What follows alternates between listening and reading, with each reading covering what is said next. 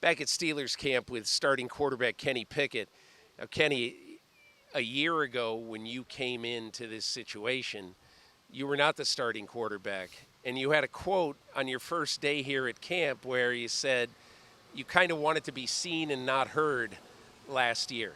But now, as the starting quarterback, you got to lead a little bit more. And have you found that you have to change a little bit from Kenny Pickett, the rookie, to Kenny Pickett, the sophomore starter? Yeah, I'd say so, and I think it's a kind of a natural evolution. Like, I had to do it in college. I'm comfortable doing it. I kind of have a way about it where, that first couple of weeks you want to be seen, not heard. And as guys start to look at you as a leadership role, that's when you kind of start taking, the control. And I feel like I started doing that towards the end of the season. Had a great spring, and now we had a great start to camp. So I think it's all, trending in that direction. I want to ask you one question about leadership. Derek Jeter once had a great line because obviously he was a great leader with those great Yankee teams. And he had a great line. Somebody asked him, hey, what's the key to being a leader? And he goes, I don't really even think about it. I just know that when every player gets here in spring training, when every player gets here, we got to be here by 8 o'clock. I want to make sure I'm here by 7:15 taking extra ground balls. I want people to see that. Do you think leadership at this level is more of what you do than what you say?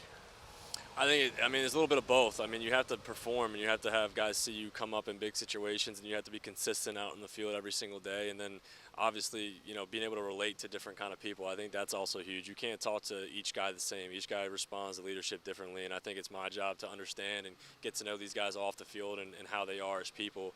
And that's really helped me, connect with these guys on the field and have success. I want to ask you something about how last year ended. I believe you threw one interception in your last 8 games of the season last year.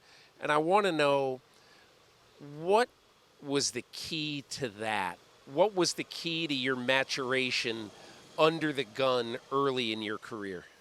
I think just seeing it and being able to play a little bit, being on practice or being on the practice team, the show team, the first couple of weeks, I wasn't able to play in our system. I was just running other people's stuff. So all my reps really went in our system were really mental reps. So I think after the bye week, and I had a chance to play those previous 3 weeks, had a chance to get a good practice weekend with the guys, and things started to slow down for me, and the system felt more comfortable. I had a lot of reps. I got to see things, and I felt like the game slowed down for me a little bit. So that's something that I want to continue to do and take a lot of reps out here and see different looks, and it just helps me be able to play fast on Sundays. In terms of your adjustment to the pro game, is there one thing that stands out versus playing at Pitt and now playing for the Steelers? I'd say volume of defense. In each game plan in college, you kind of would see multiple looks throughout a game. And in the NFL, you may see it one time and you may never see it again, in 60-something plays that you have. So I think that's the big difference, preparation and seeing all those looks that they've shown previously on tape and try to be ready for as much as you can out there on Sundays and just kind of go play fast. I think the volume of plays is a cool thing. Last year, the key play in the Super Bowl was called by Andy Reid late against the Eagles. And when it was put in the game plan that week, Patrick Mahomes basically said to him, Coach, this hasn't been in the game plan since September. And he goes, well, that's why we're going to use it now. It had been over 1,000 snaps since they used this play. How about that in terms of having to know that much and knowing that something you learn in August may not surface until January? That's what's so special about really spring and training camp. You may run one thing, and like you said, it may be 1,000 plays till you run it again in a game, but at least you have something to fall back on and say, okay, we ran this, we had success, or we didn't have success, and this is why. So having those things and being able to understand a large volume of offense and guys can comprehend that kind of stuff, it makes our life easier, when the season comes around. I want to ask you a little bit about your team and especially George Pickens. I wasn't here, but I heard that the first play of your first practice of training camp, you threw for Pickens deep against Patrick Peterson. Was there any symbolism to that, or was it simply the first play on the play sheet? first play on the play sheet, and it was the perfect look to make that throw. You know, they pressed him. It was one high. Georgia's one-on-one. I'm going to take that matchup, and it kind of played out that way. And I'm always going to give him those opportunities to go make those plays. I mean, we had a lot of success down the field last year together. You know, I'm looking forward to building on that success. And, you know, it all starts here in the timing and all that stuff. So if he has those opportunities, you know, I'm going to throw him the football. He seems like he's going to be a great player for a long time. What are his traits that you appreciate?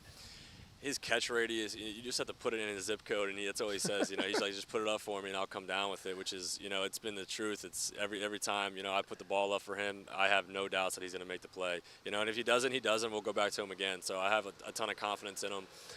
You know, he wants to improve his route running and have a more route tree, which he's continuing to do, and it's been great to see. So I'm really excited for him. You know, the sky's the limit for Georgia. The signing I really like for you guys in the offseason was Allen Robinson.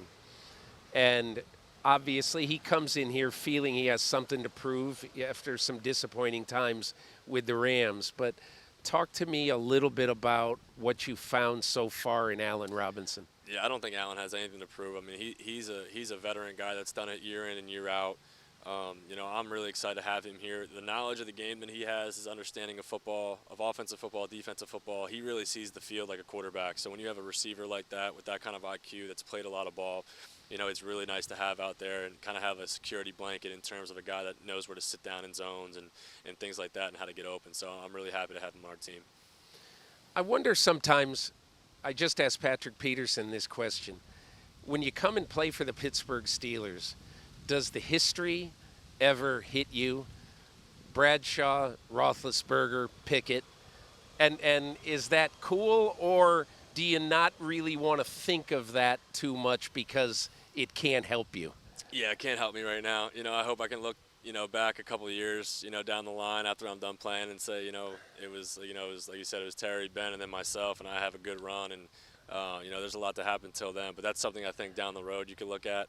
You know, right now I'm just trying to go out there and win games. So, you know, one step at a time, but hopefully, you know, at the end of the road, I can look back and say that. I'll end with this.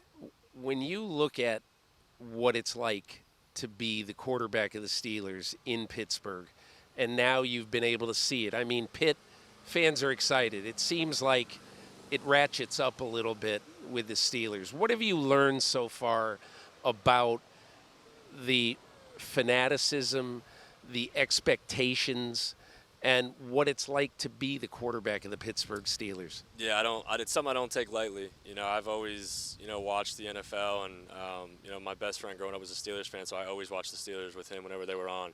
So, you know, I don't take it lightly. I take a lot of pride in being the quarterback of this city and this team, and it's a franchise that has greatness, you know, going back a long ways. So I want to continue that greatness, and, you know, I feel like I'm the guy to do it, and I got to lead our offense and lead our team. So, you know, I don't take it lightly. I work really hard at it, you know, obsess over trying to be the best player I could be to put us in this situation and win a championship. So, you know, I'm going to, you know, keep going at it every day.